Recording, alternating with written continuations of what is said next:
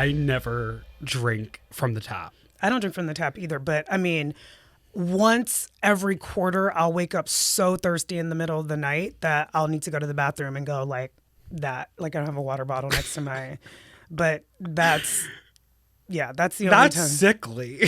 Why? Going to the sink to feed yourself water. You guys, your generation is not going to survive the apocalypse because y'all are so precious about things that are normal. You want to know why I'm not going to survive the apocalypse? Why?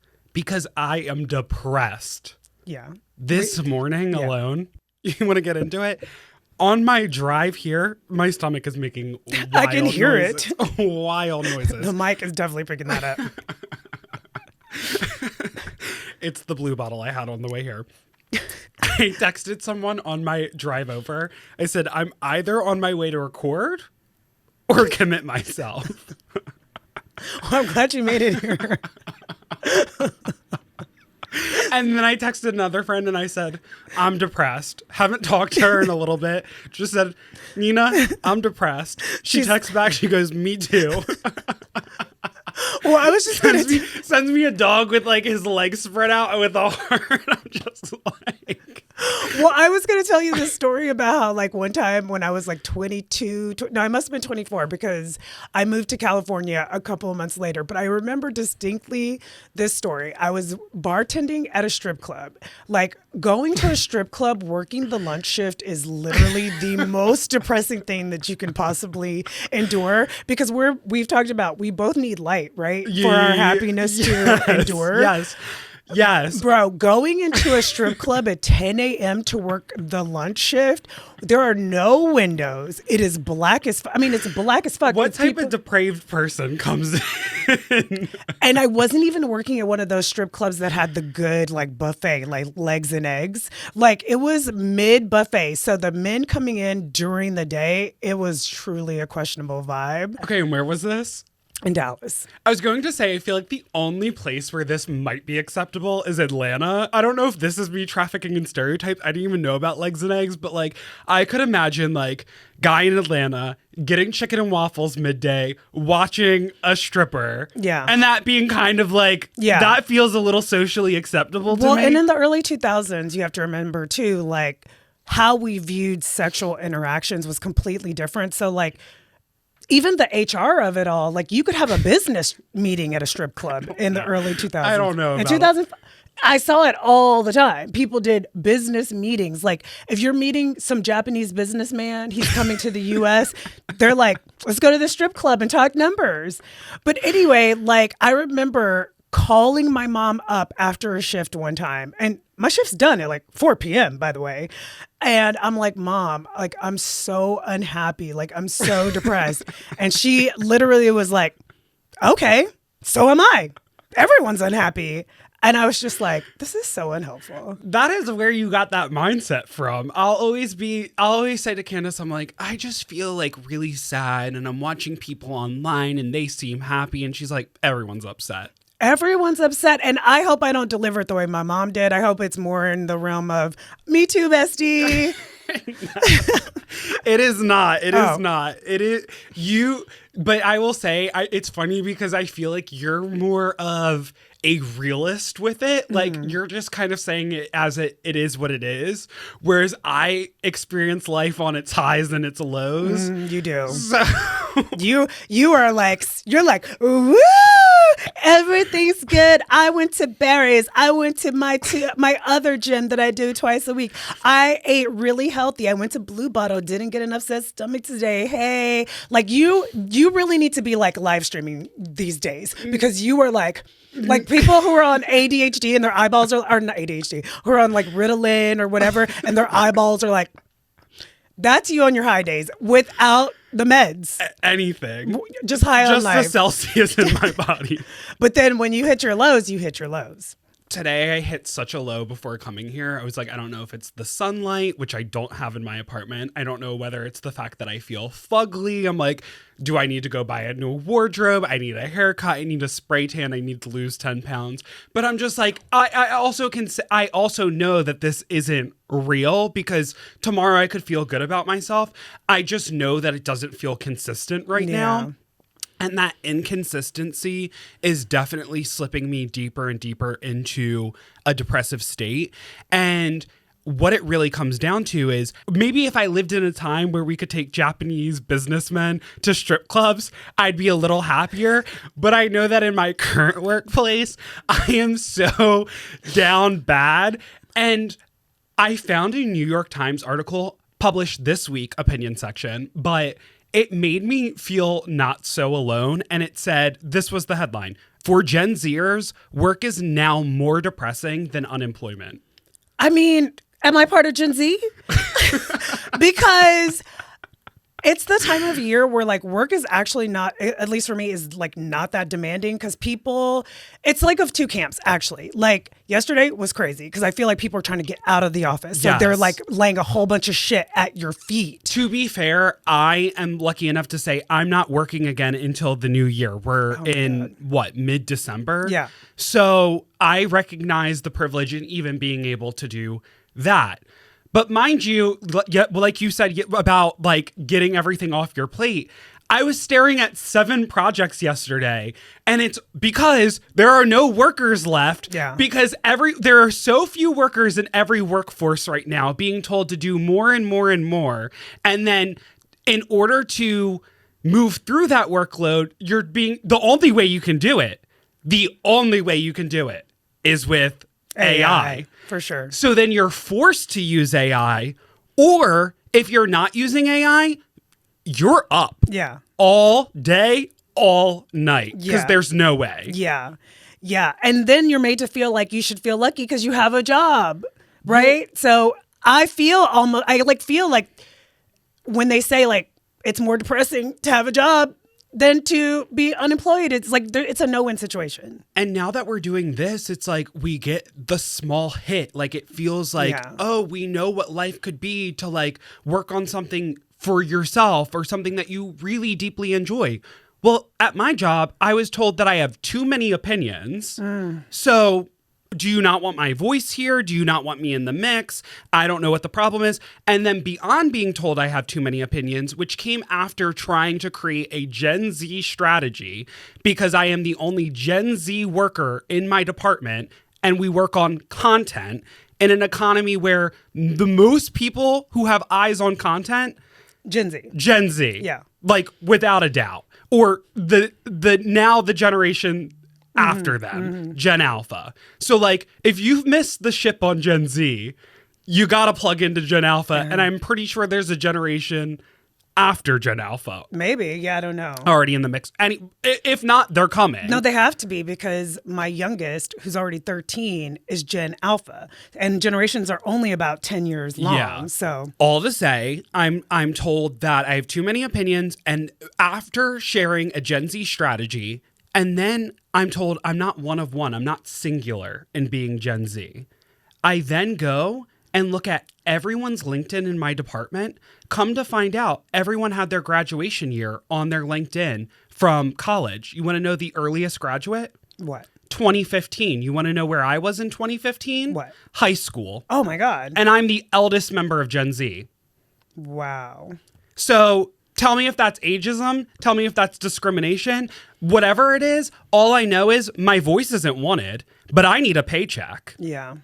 That's where we are. It's like, it's almost like, do I even care enough to speak up? Like, do I even care enough to speak up? But then it's like, if you don't speak up, you're not getting in front of the right people to show that you're a good worker. It's like such a crazy mindset. Like my husband was offered a new role yesterday. Oh, really? He was offered a new role that he wanted. He saw it, that they were going to be putting it up on LinkedIn. He's like, I want that role.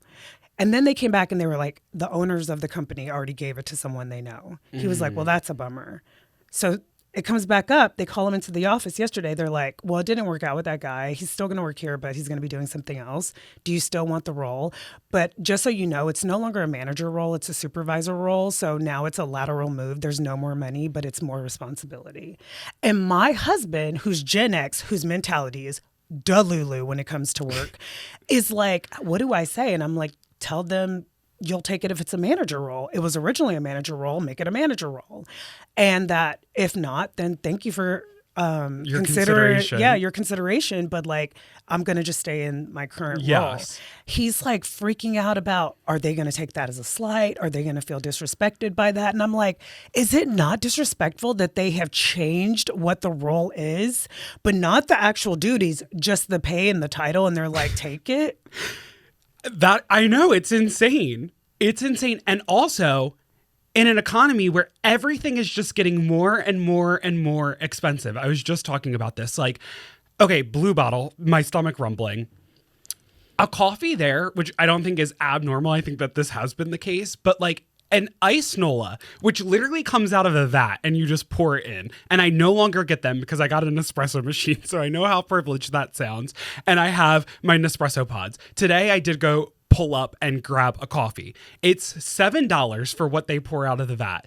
Then they want to add on the app, which is where I usually order from, they automatically add $1 tip. No. They automatically add $1 tip. So you then have to go to the tip function and hit no tip. Like, it's not that you're adding a tip, it's that the tip is already... You have to opt out of the tip. You have to opt out of the tip. So if you don't opt out of the tip, your coffee, which literally just requires, and I want these people to be paid what they're worth, but I, as a working class citizen, am not going to be like, why are poor people paying other poor people's salaries? And having to opt in. Like, I mean, having to opt out of the tip. Like, that's crazy. It's insane for an $8 coffee that just requires this person to turn around and literally pull the tab. Yeah. I'm like, where's the self-checkout at this point? I'll go do it myself, which I don't want this person to lose their job. Exactly. But this is how insane this economy is, that you want to add a tip to your service app because you don't pay your workers enough salary. Well, what's even insane about that is that, let's see, if you're the tip that they make you do is $1, the tip is like over 10% already. Uh-huh. Yeah. And I like, do you ever notice that when you go anywhere now and they turn around that fucking iPad with the tip on it? No tip. I hit no tip. It's already pre-programmed to 22% now. It's not even 20% now. We've jumped up 2 percentage points. Yeah. I'm like, do not show me 22% in 4K. Like, I'm basically your coworker. You handed me a fucking muffin. I now have to take it down to the fucking cashier myself. You're not even taking it down to the cashier. We're coworkers. Why the fuck? Why am I tipping? I know, and it's so hard to talk about this without sounding like you're disparaging the workers. And this is, I feel like, how the company sets it up. Literally. For us as a society to then feel guilty about how we are paying. It's intra-class warfare. Yes. It fucking sucks. When Trump...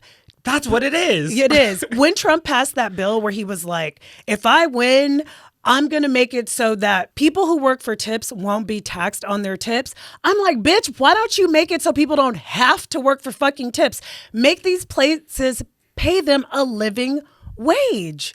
It's fucking insane. It's insane. So my friend who lives in New York City, she is like on a strict budget and she was going out and buying herself coffees. And I was like, Alyssa, you better plug in that Nespresso machine before you're in financial ruin. Yes. I said, plug in your Nespresso machine before you're in financial ruin. But does she have an espresso machine? She has an espresso machine. Oh, and she's still just going out for coffee. Because she just moved and she wasn't fully set up. I was like, girl, you need to put that Nespresso machine in the outlet in the living room, crouch down and make your coffees at home. Yeah. Because who can afford a coffee out in this economy? I mean, it's literally a treat at this point. It's a luxury. It is a luxury. And I was like, what? Like, we were talking about our respective rock bottoms because it's so expensive out here.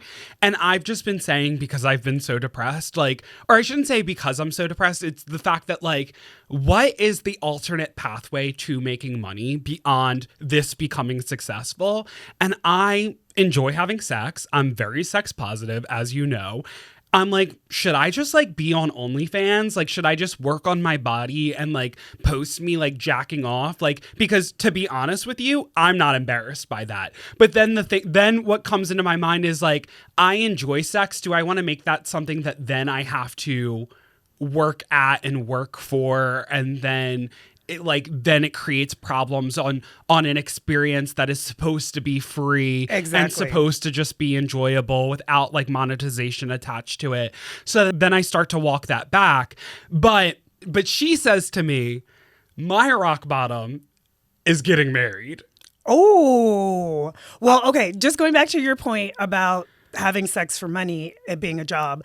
Like, you know that saying, they say, if you do what you love, you'll never work a day in your life. That's fucking bullshit. Because once you turn your hobby, something you love to do just for fun, into monetization, it becomes a job. And when it becomes a job, you lose the pleasure that came from it being a hobby or just a pleasure, you know, something that you do for pleasure.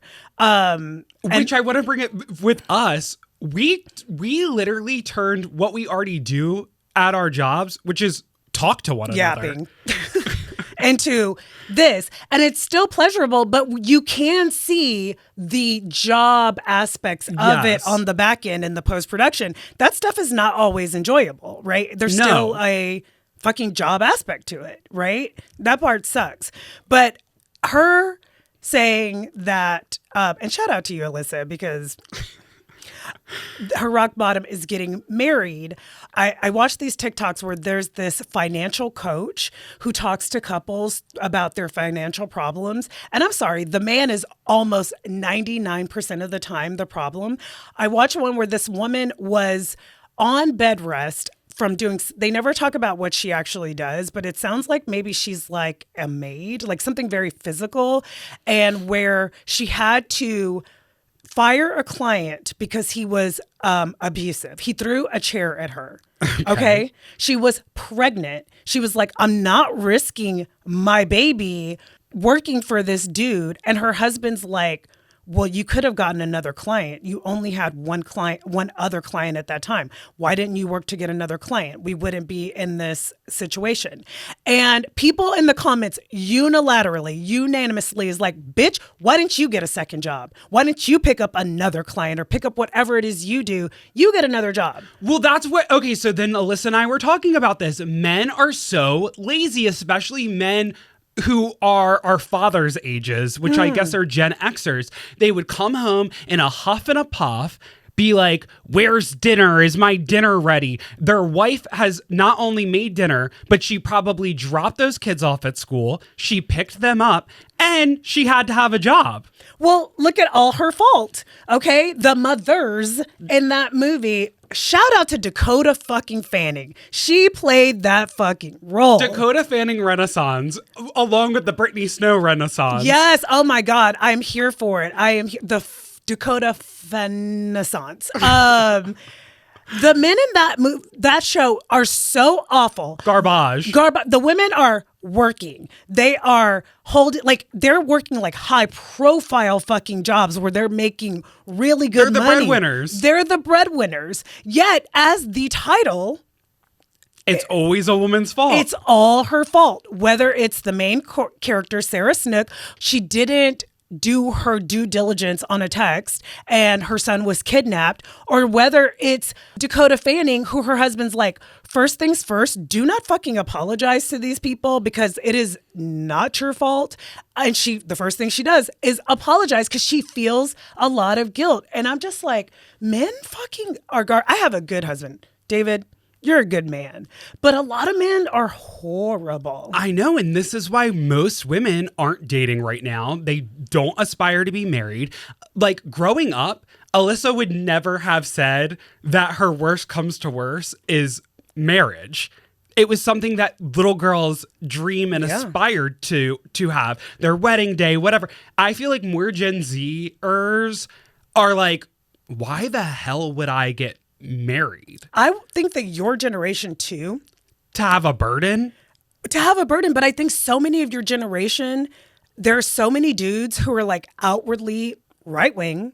They're online talking about it, like they're like posting about it. They're So they're not even hiding their terribleness The part of why that's being bred is because women are now being outspoken about about all of this. And they're like, no, we actually want people to revert back to their 1960s housewife lifestyle. Yes, they're like, shut up, bitch. Get in that kitchen, make me some babies, and make me a sandwich. That they're going back to that. That's fucking crazy. And part of it is honestly like, then it goes back to the kind of mothers who didn't share with their children that like, I'm not a slave. Exactly. Like, my mom never said that. She just continued to act like a housemaid. Oh, no. My kids are consistently rolling their eyes at me because I'm going through the house like a fucking maniac, like kicking their shoes out of the fucking way, like getting dishes out of their room. And I'm like holding it up to them. And I'm like, who the fuck do you think I am? I'm not a maid. I work a job. I'm doing other stuff. Come get your shit. Like I'm telling my kids all the time.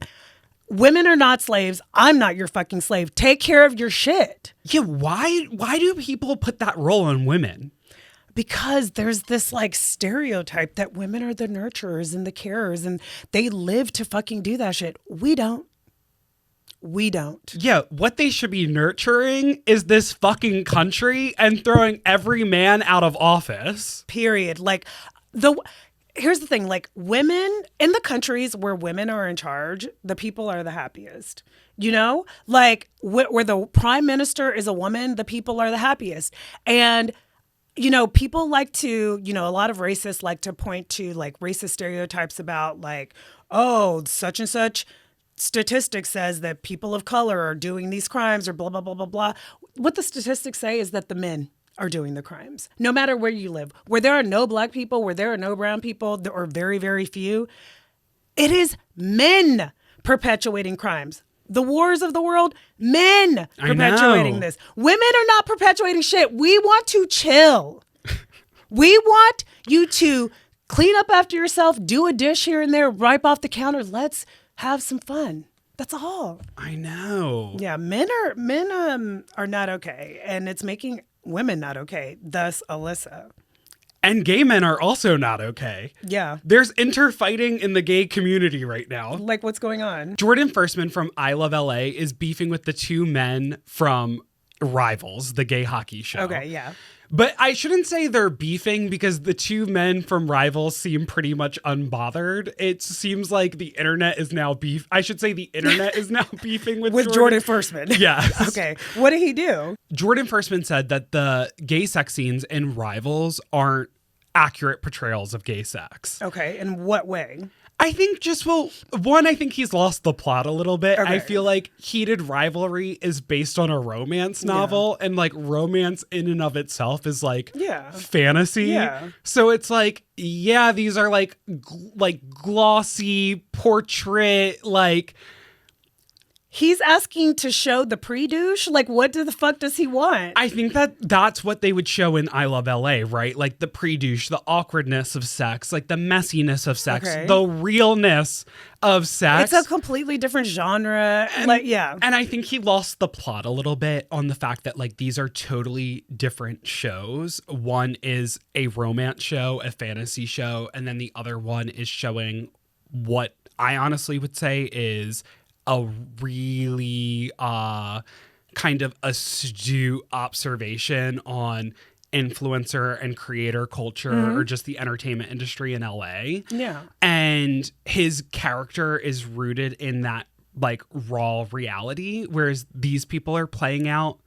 Yeah, like smut. It's just like where it's like a for back in the day, or not back in the day, still now, when women would read these types of romance novels, we call them bodice rippers, where the man is, we call them bodice rippers, the books, because it's the man comes and like takes you and tears your shirt open and like devours you like you're fucking food. Yes. Like that's when I watch Heated Rivals.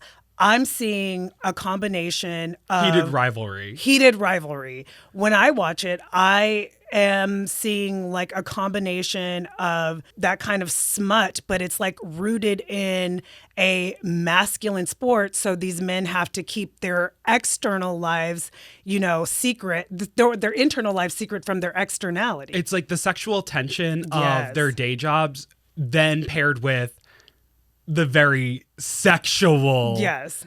Yes. With the hypersexual scenes. Yes. And I actually felt like the sex scenes are on par for any other film that tackles these kind of things, like 50 Shades, or like, there's not a lot of movies like this, but like the kind of, when I was growing up, the kind of like softcore type movies. Which is like, that's what I mean by he lost the plot a little bit, because it's a different subsection of entertainment. Yeah. And one of the things he wasn't being generous about is that it comes from a queer writer, like the original book. It's with a gay creative team. What he was also harping on is that the two main actors from Heated Rivalry haven't come out as gay. Right. I saw that. Which, to be fair to Jordan Firstman, I think this is really challenging, right? Because being out in this industry, people think that like, oh, this is socially acceptable. Like, there are so many gay people that we know of who are in Hollywood. Well, guess what? Their careers are far more limited than their straight counterparts. Yeah. Jonathan Bailey is like an exception to the rule, or like feels like an exception, at least in this year alone. Yeah. Who knows what next year or the years that follow, how they'll reward him in terms of what options he's able to play. But we're in a culture where more gay characters and gay actors are being like written off television shows. Boots was just canceled by Netflix. Saw that yesterday. And it's like, this is what we need to be fighting about. Yeah. Let's not fight with one another. Right. Let's also not online bully Jordan Firstman for having a bad opinion. Yeah. Because he tried to walk it back. Let's all actually just rally our voices together and say, let's revive Boots. Like, let's get more gay actors employed. Let's have more gay narratives on television. Because the truth is, what people don't want you to wake up to is that they are trying to erase queer narratives. Yeah. Well, that's the thing. Like, I think my takeaway from this whole thing is that everyone has a right to have a bad opinion here and there. But like, what Jordan Firstman really should just be appreciating is that this is allowed to exist. Like, it is a soft core bodice ripper with gay characters where they are showing men going down on men. They are showing men having doggy style type sex. You know what I mean? Without saying, the full frontal, but like, I was like, oh, they are fucking going for it. Well, I also think what kind of amplified the online hate was the irony of him being on a podcast like a week earlier saying gay men don't support other gay men.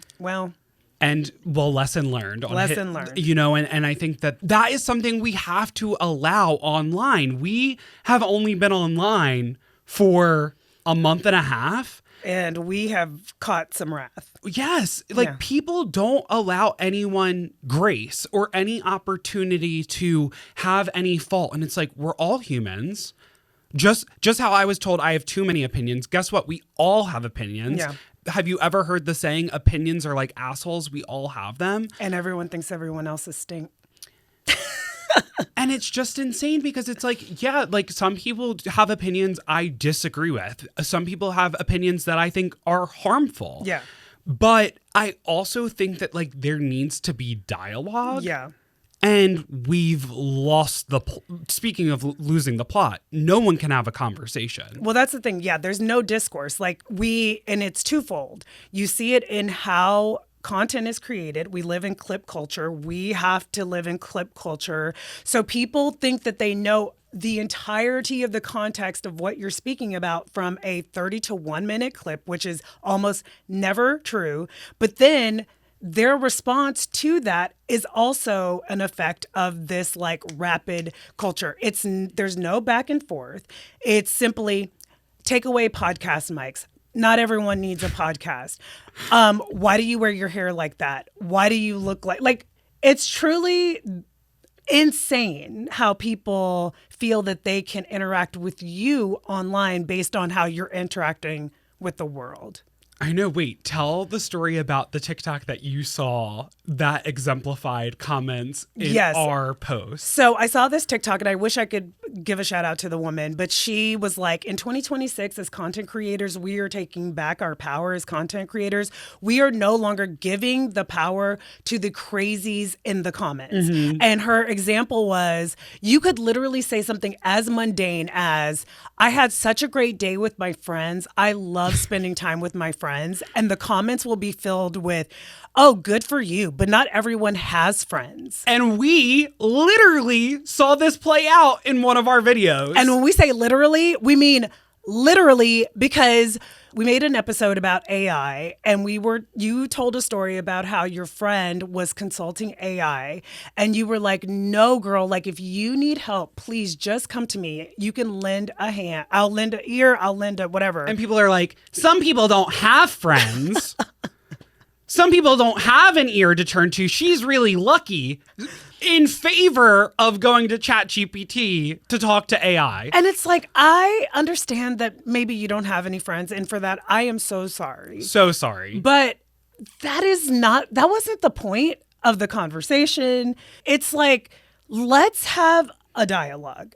If you don't have any friends and you think it's wrong for us to say, seek help, like, then seek a therapist. Yes. No, because I will say this. If you don't have any friends, you need to go figure out how to make a friend. Yeah. You need human connection in this world. It is not okay to not have a friend. It isn't. And we have a loneliness epidemic right now. And I would just say it is hard to make friends. It is expensive to have a therapist. Some people don't have insurance.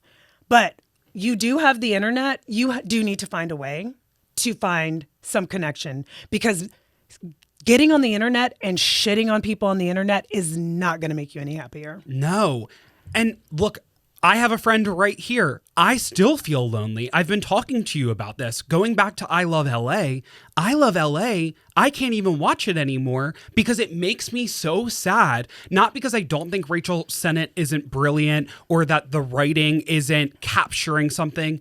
So I actually think that so much so in the fact that, like, I think that it's an accurate representation of LA, that it makes me feel even more sad to be here, because I shouldn't say that their main friend group in the show, that it feels transactional, but there's something about it that feels very surface level in terms of everyone wanting to position themselves in this crazy la la land situation of it all, the entertainment system, the ecosystem of having personal cachet to trade in, that I'm just like, I don't want friends that want something from me. Yeah. I don't want to be around people who are trying to figure out how to climb a ladder. Yeah. Yeah. And LA is very much like that. I've lived here for 20 years now, and I don't have a lot of close friends that I've met here in LA, and that's really sad. And now I live out in the fucking suburbs that is Republican as fuck. And so I'm definitely not making a lot of friends there.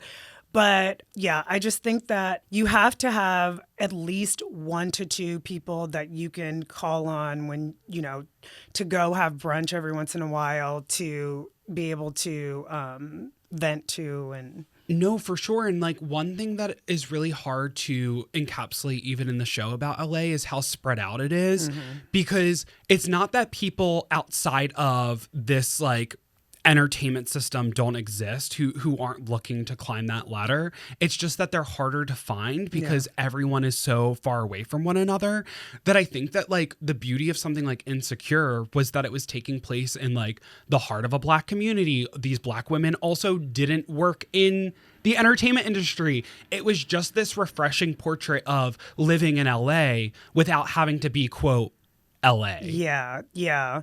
I think one of the things about I Love LA that sticks in my craw a little bit is that I just have written it off as a generational thing. Like, it's just not for me, because it is very much in the vein of shows that I've liked in the past, like Difficult people, or Broad City. Like, it is kind of in this vein of like ridiculous goings-ons of 20-somethings, which I do really, really love. I think it's more like Girls. It is supposed to be more like Girls, but I felt like Girls was more self-serious than this. Well, that's the thing. New York is more self-serious than LA. Yeah. They are totally different shows because LA and New York are totally different cities. Yeah, but for me, the tone of it feels like Broad City in that everyone is annoyed at everyone. It's very curmudgeonly, but like there's in Difficult People, they're both trying to make it in a entertainment they're both entertainment adjacent, the characters, but I guess like the characters are so fucking annoying to me, except for Josh Hutcherson, who's the only one who's working outside of the system in which we're talking about. Exactly. And so I'm just like, everyone is just so fucking annoying that I don't know, like maybe it just hits too close to home because I live in LA, or maybe I'm just too old to get it. I don't know, but it's a lot for me. It's a lot, yeah. But going back to closing out the whole internet culture of it all, I think the online shaming, the lack of dialogue, and the lack of depth on things like TikTok, Instagram, or whatever is why I gravitate to Reddit. Because Reddit is not an image-based website. It's not even what I would call social media, although I think it is considered a social media website. You can go there. You can learn there. There are, I was going to say hundreds, probably hundreds of thousands of Reddit subreddits, so topics of interest. There, you can watch videos. You can not watch videos. But I feel like people it is a comment-based social media. Like, that is the point of the Reddit. So like dialogue is prioritized. You know what I mean? So like often there's a TLDR. Like, people write fucking paragraphs and then they will write a TLDR at the bottom. If you want to skip to that, you can. But like, people are having honest to God conversations on Reddit. I know, but I was going to say I love feeding into the Reddit comments, but like I also think there's a lot of hate on Reddit.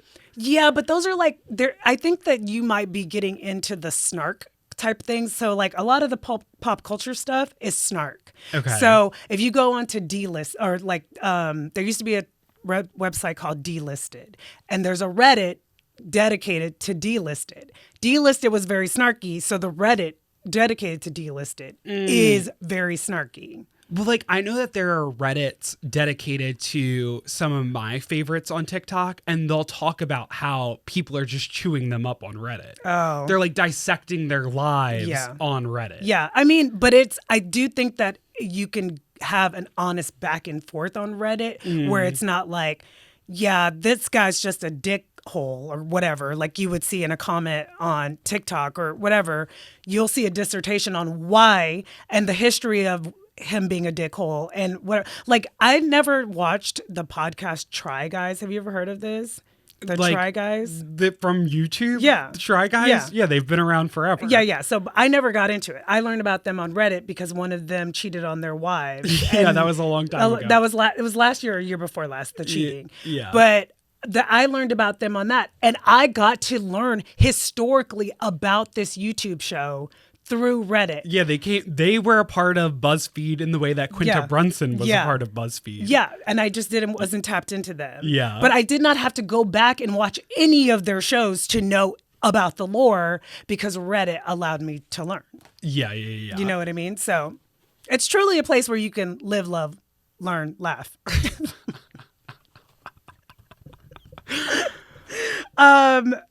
Okay, so we are now mid-December. The high at my home is 79 today.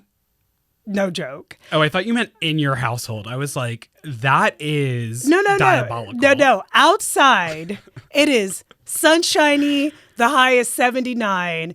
And one thing that I was like, this actually makes sense in mid-December because not only are the temperatures bad for Christmas time, the movies are bad too. Oh my God, the Netflix movies this year have been like beyond bad. They're so bad. They're not bad in the way that like Princess Switch was bad, which was fun bad, like campy bad, so bad it's good, or like a Lindsay Lohan Christmas movie of, I don't know, 3 years ago. They have just gone so downhill. What did we have this year? On Netflix, we had My Secret Santa with the girl from Virgin River. Did you watch that one? Nope, I did not. That one was the best of the bunch. We had A Merry Little Xmas. I did watch that one. With Melissa Joan Hart. And Alicia Silverstone. And Jamila Jamil. A career worst for all. Wait, who was the husband? Who played the husband? I didn't know him. Okay. I like knew of him, but I didn't know him. Okay, yes. I forgot about Jamila Jamil in this movie. Oh my God. I think she was playing herself in this movie. She was British. She didn't even have to conform to an American accent. And then there was champagne problems, which brought us to France. And like, I want to say like Paris and Christmas markets are so magical to me, but that's not where it took place. They went to wine country in the winter. And if you're going to give me a Christmas movie, like there better be Christmas lights in every scene. We better be in a small town where it's snowing. Like if you're taking the Christmas out of the Christmas movie, I want no parts of it. What's the point? What is the point? I mean, at least the Alicia Silverstone movie, they went to go buy a Christmas tree together and that she started dating that young guy. Do you remember that? Oh yeah, she dated the man who I forget what his name is, but he was in the Miranda Cosgrove.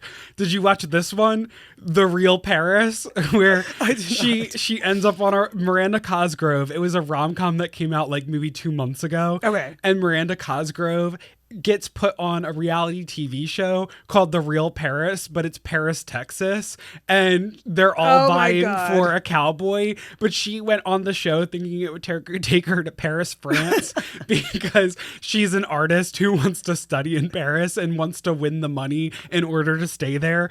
Anyways. Wait, this is reminiscent of when I worked at Hooters and they had a contest for like who could sell the most merch, like Hooters merch, t-shirts and Frisbees and whatever the fuck we used to sell. Okay. And whoever won would get a Toyota. And at the local Hooters? At the local Hooters. And at the end of the contest, they gave You weren't even competing regionally. I actually don't remember. You had to have been competing. It might have been regionally. Yeah. It might have been nationally. It might have been nationally. Yeah, there's no way it was just your Hooters. No. But at the end, the girl who won, they ended up giving her a toy Yoda. What do you mean? A Yoda from Star Wars. A toy Yoda. And she sued and she fucking won. No. Because, yes, I swear to God. Because they advertised a TOYOTA as the winning thing and they ended up giving her a toy Yoda doll. I don't believe it. I swear to God. Look it up. I'll send it to you. She sued and won. That's crazy. Yes. But anyway, Paris, Texas. That's what I'm saying. That's why it's like the bait and switch is crazy. Yeah. Anyways, the Christmas movies were so bad. Wait, have you seen the movie Last Christmas with Emilia Clarke? And wait, I like that one. Okay, that's what I was going to say. Like, this is one of recent times where I feel like is not bad. And the reason why I think it works is one of the reasons why I think a lot of these Christmas movies don't work. So if you go back to the old school Christmas movies that we love, they actually starred actual stars and they were stars of their time. Whereas now the Christmas movies of today, it feels like people are like in their revival or they're washed up and like now they're in their Hallmark bag. You know what I mean? Mm-hmm. Yeah. Well, it's because Christmas movies used to be put together by studios. Yes. And aired at the movie theater. Yes. You know, now it's just this cheap, like... Yeah, it feels very cheap. Like, the plot feels cheap, the writing feels cheap, the sets feel cheap, and then the cast feels cheap. Well, and I think we all accepted it because Hallmark Christmas movies were a thing. Yeah. And that's cool and cute and all. But now when everything is of that quality, it's like... No, when a movie like Elf exists, I went to Cinespia this weekend, which is, you know, a movie experience in LA where they put on like classics and people watch them in a theater together or watch them at like Hollywood Cemetery together. The amount of collective laughs that were happening for Elf, a movie that I've seen numerous times, but like would have never said is my favorite, but seeing it with an audience as if I was back in like 2004 in the movie theater, seeing it for the first time, it is not just a good Christmas movie. It is a good movie. Yeah. I'm not even a Will Ferrell fan. It might be Will Ferrell's best movie. Yeah, it's a great movie. And it's a classic for a reason. Like, the writing is good. It has great actors in it. It has Peter Dinklage in it before Peter Dinklage was Peter Dinklage. Yeah. He was just an angry little elf. Yeah. Mary Steenburgen. Zoe Deschanel. There you go. I couldn't think of her name. And I just saw an interview. Zoe Deschanel's on Call Her Daddy. She's in a new Christmas movie this year. Terrible. Oh, no. Called Merv, about a dog who is depressed because his owners have split up. And then they go to Florida to like some dog camp in order to cheer him up. The male owner books this trip, and then she follows him knowing that the dog is going to remain depressed unless they're together. So stupid. I didn't even like it when Jennifer Aniston and Owen Wilson made that movie, so no, Marley and Me. But yeah, like, so some of my favorite Christmas movies that stand the test of time for me. When I was thinking about this, it's weird. They're all either Americans in England, Brits in America, or an ensemble cast of Brits and Americans. So my favorite Christmas... That just broke my brain. Really? Is your gummy kicking in? No. So, and Kate Winslet, Jack Black, and Jude Law. Jude Law when he was in his peak. Love Actually. When his widow peak was peaking. Well. Now it's just disappeared. Love Actually, with an ensemble cast of a mixture of Americans and British people. It's one of those movies that like 20 years after it was made, people did dissertations on it and decided that they hated it. Still goes platinum in my home. I just didn't grow up on it, and I just don't find any of the characters charming, and it's like too discombobulated. And even the men who are falling in love with the women, I'm not rooting for any of them. Oh, interesting. I'm rooting for everyone in that movie. Bridget Jones' Diary, which also stars two of the people from Love Actually. Well, that's Christmas light in the way that like Carol with Kate Blanchett and Rooney Mara's Christmas. Like, I'll consider them Christmas movies because Christmas is happening in the background, but Christmas isn't the device driving the plot forward. No, but it plays a big part in two of the huge scenes that top and tail the movie. It starts and ends the movie.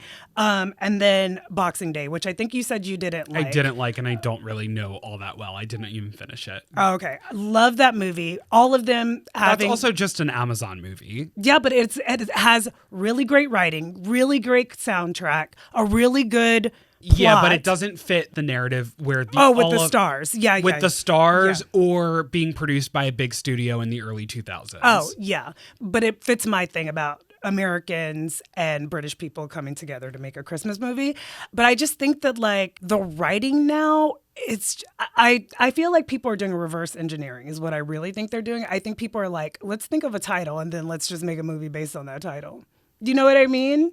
I mean, I think they're just like, anyone will watch Christmas schlock. Yeah. Which is partly true based on the fact that all of these Netflix movies that have come out this year have gone to number one. But did you enjoy the Jonas Brother movie? That one I enjoyed. Yeah. And you want to know why I enjoyed it? Because it really showcased all of their individual personalities in a way that, like, I feel like I know the Jonas Brothers more after that movie. In a way that, like, I am probably more fond of them now than ever. Yeah, but it definitely displayed the fact that Joe Jonas is... the star. I was going to say a negligent father. Don't say that. Why did you say that? Well, it just seemed like... not a negligent father. What I will say is it seems like Joe Jonas was open to displaying that he's single, ready to mingle, and that... Well, he is single and he's ready to mingle. I know. I'm just saying, and he was just like open about it, and like, I don't know. He just seems like the least family oriented in real life to me, and a little bit in the movie. Yeah, well, I think that the truth is the other two have remained with Married. their family units. Yeah, so that's like true. his family, why would it be serious to him when it's a broke like Well, your kids should remain serious. and his kids are in the final scene. Well, you know what? I really loved that the real life people in their lives were in that movie. They featured the bonus Jonas. They featured the Yes. real parents, the kids. It felt very real and authentic to the Jonas Brothers. It did. I did. But I will say, in the first 10 minutes, I was like, what the fuck am I watching? Because the first song that they start on in that movie is like a Joe Jonas fever dream song. And you're like, what am I watching? It feels like you're on mushrooms. And also, you're not sure that there's original music in Yeah. this movie. So it feels like a departure from even the first 10 minutes that you have already consumed. Yeah. Once the other original songs kick in, I think you're like able to digest whatever it is that you first encountered with the Joe Jonas Fever Dream song. But then by the end of the film, you're still like, why did we start here Yeah. with the original music? Yeah. And also, all to say about the original music is it didn't add anything. Like, the movie would have been so much better with just the dialogue. I will say the one scene that did feature music that I thought was really, really incredible was the scene with the Broadway guy. But that was in scene. Like, Yes. it wasn't like breaking out into song Glee style, which was the rest of the movie, or like High School Musical. Like, the original music was jammed in like a decom manner. Yeah. But the song with Andrew Barth Feldman was a comedic bit. Yes, yes. It was so, so good. And I was like, I kept watching and I'm like, where do I know him from? Because I'm like, I know him from something. And it was from that movie he did where, With Jennifer Lawrence. yeah, which I really loved too. Me too. I love that movie. All I want for Christmas this year is, or maybe next year or the Christmas to come, is I want them to start putting more effort into making Christmas movies. I wouldn't mind an A-list star starring in the movies and employing some like real writers in the writer's room to give us like a really good story. No, give me 6 less original Christmas movies that you're going to produce as some like mega conglomerate, and instead just like pare that down to one and make it one that like we want to return to Every single year. every single year.